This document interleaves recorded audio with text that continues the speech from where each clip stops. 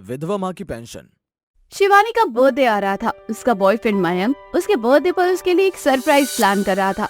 वे उसे डेट पर ले जाता है और गोल्ड की रिंग गिफ्ट करते हुए कहता है, ये लो मेरी जान, अभी तो तुम्हें गोल्ड की रिंग दे रहा हूँ, बहुत जल्द तुम्हें मैं डायमंड की रिंग भी गिफ्ट करूंगा, क्योंकि तुम मेरी जिंदगी में हीरा बनकर आई हो और तुम्हें हमेशा हमेशा के लिए अपने दिल की तिजोरी में कैद करना चाहता हूँ। ऐसे आज मेरा बर्थडे है, क्या अपनी माँ से नहीं मिलवाओगे मुझे? यार तुम्हें तो पता है ना कि मेरी माँ हमारी शादी के खिलाफ है। पूछा कि वो अपनी बहू अपने हिसाब से लेकर आए और मैं भी देखता हूँ, चाहे कुछ भी हो जाए मैं शादी करूंगा तो सिर्फ और सिर्फ तुमसे, चाहे उसके लिए मुझे तुम्हें भगाकर ही लेकर क्यों ना जाना पड़े। वैसे तुम्हारी माँ मुझे पसंद क्यों नहीं करती? मेरा मतलब है कि मेरे अंदर कोई कमी है क्या? अरे तुम नहीं समझोगी इस बात को। औरतों का दिमाग बहुत अलग तरीके से चलता है। उन्हें ऐसा लगता है कि लव मैरिज वाली बहू ऐसी होती है कि अरेंज मैरिज की बहू ऐसी होती है, और जिस दिन तुम मेरे घर में रहने लगोगी और उस दिन मेरी माँ को पता चल जाएगा कि मेरी पसंद कभी गलत नहीं होगी। ये बात तो तुमने बिल्कुल सही कही है, क्योंकि मैं उनको अभी से अपनी माँ मानती हूँ और ये भी पता है मुझे कि थोड़ा सा समय लगेगा उनको अपना बनाने में। बाकी तुम टेंशन मत लेना, शादी के बाद मैं उन्हें हमेशा खुश रखूंगी। मुझे पता था मेरी पसंद बहुत अच्छी है। वह सब तो ठीक है, लेकिन ये बताओ कि तुम्हारे पास गोल्ड रिंग खरीदने के लिए पैसे कहाँ से आए? मेरा मतलब है अभी तुम कोई जॉब भी नहीं कर रहे हो तो पैसे कहाँ से आए? तुम कहना क्या चाहती हो कि मैं जॉब नहीं कर रहा तो मेरे पास पैसे नहीं है? मेरे पास इतने पैसे होते हैं कि मैं तुम्हारी छोटी मोटी ख्वाहिशों को पूरा कर सकूं। हाँ मैं मानता हूँ कि अभी मेरे पास जॉब नहीं है, लेकिन इसका मतलब ये नहीं है कि तुम मुझे पॉइंट आउट करके बताओ कि मेरे पास जॉब नहीं है। अरे तुम मेरी बातों को गलत मत समझो।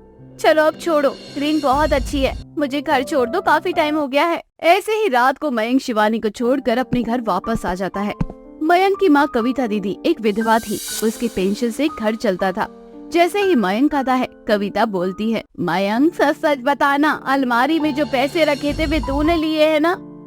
हाँ लिए है तो। नहीं माँ, तू मुझे बार बार अपने 2 कौड़ी के पेंशन वाले पैसों को ताना देगी। अरे तूने आज तक मेरे लिए किया ही क्या है? न मुझे ढंग से पढ़ाया, न मेरे ऊपर अच्छे पैसे खर्च किए। अगर मेरी नौकरी नहीं लग रही तो वो तेरे कारण है माँ। यह दिन देखने के लिए मैंने तेरे को इतना बड़ा किया था। वे पैसे मैंने अपनी दवाई के लिए रखे थे, कम से कम मुझे कमा कर नहीं देता तो मेरे पैसे तो मत चुराया कर। अब मैं दवाई कहाँ से लाऊंगी अपनी? जो मर्जी करो, मुझे क्या, कहाँ से दवाई लाओगी, तुम्हारी दिक्कत है ये। ऐसे ही कुछ समय बीत जाता है। मयंक अपनी गर्लफ्रेंड शिवानी से मंदिर में शादी कर लेता है। मयंक अपनी गर्लफ्रेंड के दिल और दिमाग में ये बात अच्छी तरीके से बैठा देता है कि उसकी माँ एक बुरे स्वभाव की औरत है और वे उसे कभी भी अपनी बहू के रूप में स्वीकार नहीं करेगी। इसलिए वे दोनों परिवार के खिलाफ जाकर एक दूसरे से शादी कर लेते हैं। मयंक शिवानी को अपने घर ले आता है। ये सब देखकर मयंक की माँ बोलती है, ये सब क्या है मयंक, तूने शादी कर ली बेटा, तेरी जिंदगी में कोई अहमियत नहीं है क्या? तुझे जो दिल में आता है वही तू करता है। कम से कम मुझे तो इस बारे में बताया होता कि तुझे ये लड़की पसंद है, तुझे ये शादी करनी है, तेरी शादी में हंसी खुशी करवा देती। बस माँ, मैं आपसे कितनी बार शिवानी के बारे में बात कर चुका हूँ। आपने हमेशा कहा है कि मुझे शिवानी बिल्कुल पसंद नहीं है, और अब जब शिवानी इस घर में आ चुकी है तो आप अच्छा बनने का नाटक कर रही हो। देखा शिवानी, ये है मेरी असली माँ। माफ करना माँ जी, आप मुझसे उम्र में बड़ी है काफी, इसलिए मैं आपका अपमान नहीं करना चाहती। मैं आपसे बस इतना कहना चाहूंगी कि इस उम्र में ऐसी हरकतें करना बंद कर दो, शोभा नहीं देता आपको।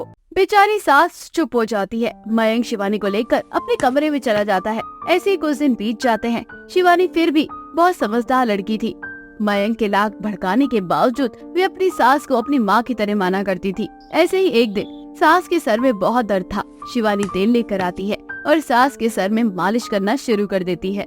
काश कि मेरा बेटा भी तेरी तरह होता बहू। उसे समझाते समझाते आज मैं इतनी बूढ़ी हो चुकी हूँ कि अब मुझे लगता है कि मेरा बेटा कभी नहीं सुधरेगा। आप कहना क्या चाहती हैं माँ जी? क्या कमी है आपके बेटे के अंदर? उन्होंने मुझे जितना कुछ बताया है उस हिसाब से तो मुझे आप में कमी लगती है। देख बेटा, मैंने ना अपनी जिंदगी में बहुत गरीबी देखी है। जब मयंक छोटा था तभी उसके पिताजी मुझे और मयंक को छोड़कर चले गए थे। मैं ज्यादा नहीं 12वीं पास हूँ और उस समय इतना पढ़ना बहुत होता था, जिस वजह से मुझे एक सरकारी दफ्तर में नौकरी मिल गई। मैंने घर और बाहर दोनों अकेले संभाला।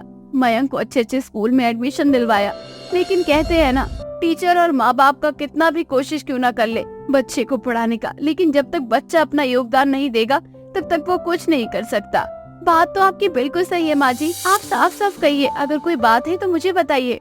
मैं बस इतना चाहती हूँ बहू कि मेरा बेटा सुधर जाए। मुझे नहीं लगता कि मेरे रहने या ना रहने से उसे कोई फर्क पड़ेगा, लेकिन तू है जो कि उसे सुधार सकती है। 60 साल होने के बाद मैं रिटायर हो गई। मुझे हर महीने पेंशन मिलती है। इस पेंशन के सहारे मैं अपना घर चलाती हूँ, लेकिन मयंक वह पेंशन भी चुरा लेता है। अगर जरूरत हो तो पैसों की तो ले ले, कोई दिक्कत नहीं है, लेकिन उन पैसों को वो न जाने क्या क्या करता है।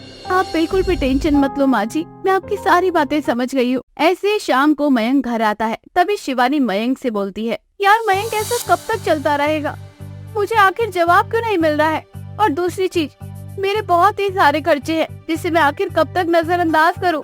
मैं चाह रही हूँ अपने मायके।